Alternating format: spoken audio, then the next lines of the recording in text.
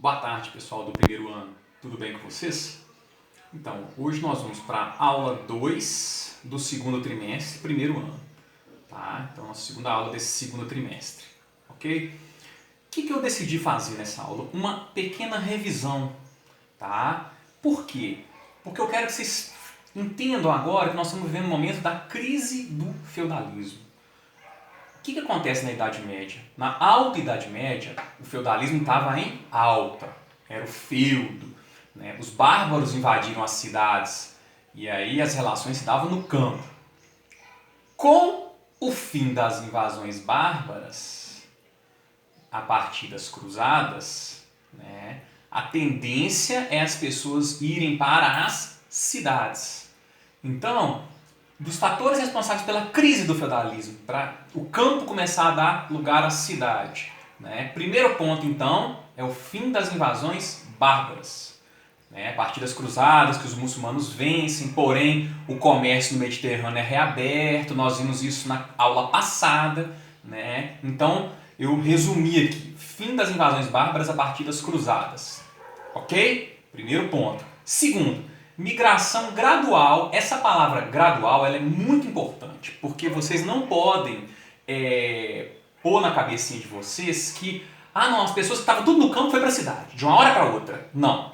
Essa migração das pessoas para as cidades, elas vão ocorrendo gradualmente, tá certo? À medida que vai tendo oportunidade nas cidades.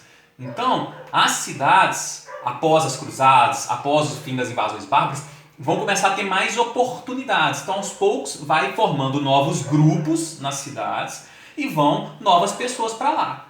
Então, nós teremos o aumento do comércio e também do trabalho assalariado. Porque no campo, no feudalismo, você recebia plantação, né, a partir da terra, né, ali, para sobrevivência. Aqui não, a ideia de começar a ter um dinheiro, começar a ter a sua própria casa, né, vai começar a ver aqui muito forte. E aí, né, várias associações de comerciantes, né, vão surgir. A primeira delas, que eu coloquei de vermelho aqui, são as corporações de ofício. Tá? No século XII, então, né, essa crise do feudalismo ela começa a partir do século XI, final, com as cruzadas. E aí, a partir do século XII, começa a surgir as corporações de ofício. Pequenininho aqui, vocês vão receber esse material e vocês vão conseguir ler. Tá? Eu vou ler para vocês aqui.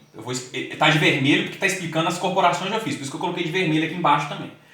Para evitar a concorrência desgastante, os mestres, esses mestres das corporações, se reúnem em corporações com especialistas de um determinado setor artesanal, como tecelões, fiandeiros, armeiros, padeiros, sapateiros, marceneiros e por aí vai. Então, o que eu falei das corporações de ofício? Pessoas do mesmo ramo. Então, pessoas tecelão. Então, vai ter a família, a galera que vai se reunir, né? Fiandeiro e por aí vai. A corporação estabelecia as regras gerais da profissão. Regulava o preço do produto, a qualidade do material, a quantidade a ser produzida e a margem do lucro. Nada se fazia fora das regras estabelecidas. O que significa então? Aqui nós já temos capitalismo, professor? Não. Né? O que é o capitalismo? O capitalismo é o livre comércio. Né? Não tem regra, não tem regulamento, não tem nada, órgão que regule essa produção. Aqui tudo é regulado, né, pelo chefe de cada corporação. Tá? Então, essa característica aqui é muito importante das corporações de ofício. Né? A corporação estabelecia regras de cada profissão. Isso é muito importante. Porque quando a gente chegar na Revolução Industrial ano que vem, qual vai ser a grande diferença do capitalismo industrial para essa gênese do capitalismo? É justamente a liberdade total de comércio. Tá? Beleza. Então, corporações de ofício, explicado aqui embaixo. E aí vão ter o comércio local, as guildas, que eu já expliquei na aula passada, os centros urbanos. Agora as cidades vão começar a ter centros urbanos. Não tem o centro de Ponte Nova, centro de Viçosa, centro, né? Então nós vamos ter esse centro que vai ser chamado de burgos, onde vai surgir a burguesia. E aí perto dos portos vão ter as feiras.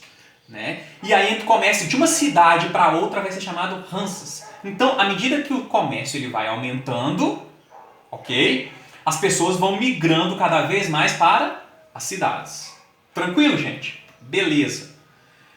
Quais comerciantes que vão se destacar nesse comércio, principalmente nas feiras aqui, ó? né? São os comerciantes das cidades italianas de Gênova e Veneza. Isso eu não falei na aula passada, é um conteúdo novo, então anotem aí. Tá? Por quê? Porque essa região da Itália, que não é um Estado nacional unificado ainda, a Itália só vai se unificar no século XIX, mas as cidades ali vão se enriquecer, os comerciantes vão se enriquecer muito, beleza? No século XIII, isso aqui também, nós já chegamos no século XIII, tá? Ainda no século XIII vai surgir as universidades ainda muito católicas, né? Lideradas pela igreja, enfim, né? E a partir disso nós teremos uma tendência à centralização do poder nas mãos do rei. O que é isso? Né? Por que vai acontecer isso? Então vamos tentar entender. Isso aqui vai ser a última característica da crise do feudalismo que eu destaquei aqui antes do século XIV. Tá? Então presta atenção, presta muita atenção nessa explicação.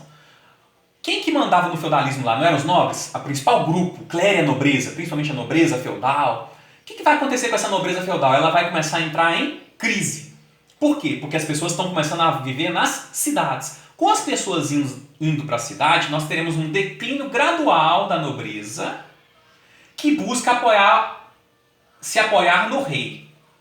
Por que essa nobreza vai começar a buscar apoio no rei? Para garantir os seus privilégios. Lembrando que nós estamos numa sociedade estamental, não esqueçam disso. É uma sociedade em que os privilégios se dão por nascimento. Então a nobreza e o clero ainda têm privilégio. A nobreza e o clero, por mais que elas estejam em crise, em decadência, socialmente elas estão ainda acima da burguesia.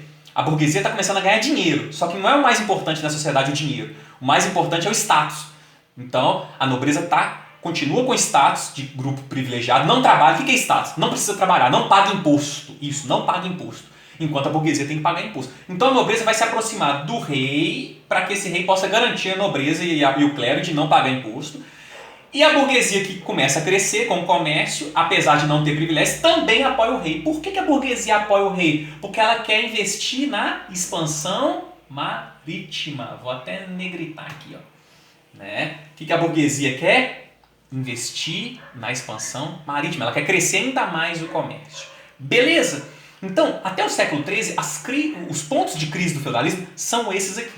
Tá? Aí no próximo vídeo, né, eu vou entrar num ponto que a gente não viu ainda, que eu falei que a gente ia ver nessa aula, da página 9 e 10. Apesar da gente já estar lá na página 13 e tal, eu falei, ó, página 9 e 10 nós vamos ver na próxima aula. Né, porque aí entra no século XIV. Eu estou fazendo algo cronológico agora para vocês. Tá? Então a gente vai entrar no século XIV no próximo vídeo e eu vou explicar que são pontos também de crise do feudalismo. O feudalismo está em crise, né, do século XIV. Aí no próximo vídeo, tá bom? Um grande abraço, valeu!